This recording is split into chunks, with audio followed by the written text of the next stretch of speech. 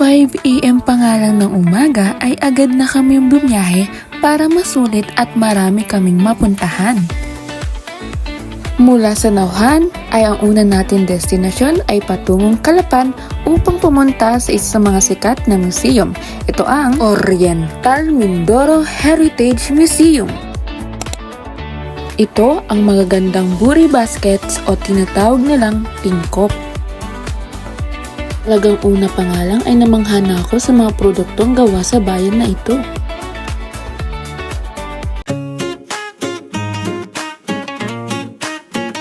Sunod ay tara naman maglaro sa Plaza ng Bansud. Mga kakagising lang sa biyahe. Hi sa mga kaibigan ko! Ang Plaza de Bansud nga ang isa sa mga pinakapaboritong plaza ng mga tao at lalo ng mga turista dito sa Oriental Mindoro.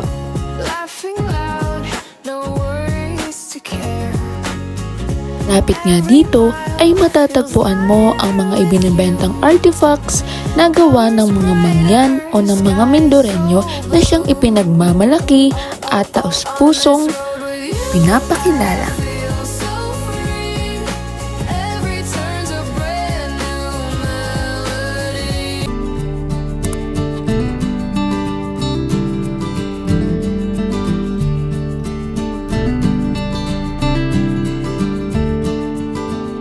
Welcome to the abandoned resort of Nauhan.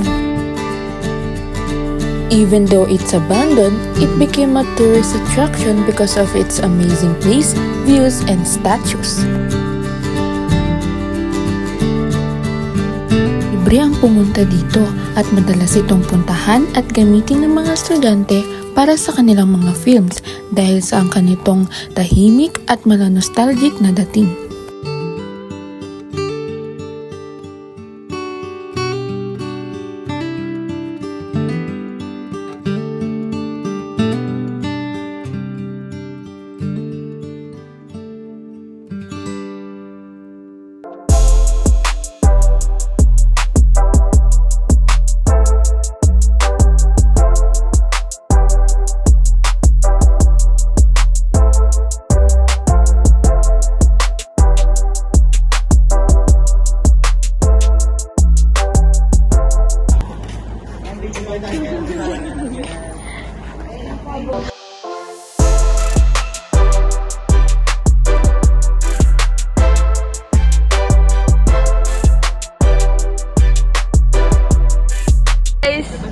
Hello po.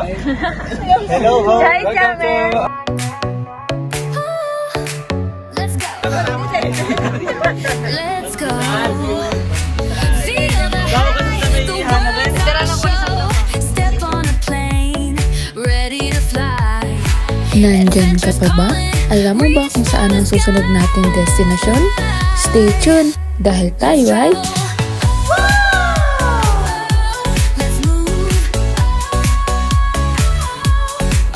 welcome to the beauty of Bulalakaw. Sikat ang Pocanal Beach dahil sa natatangi nitong rock formation, white sand, at gandang sunset. Let's travel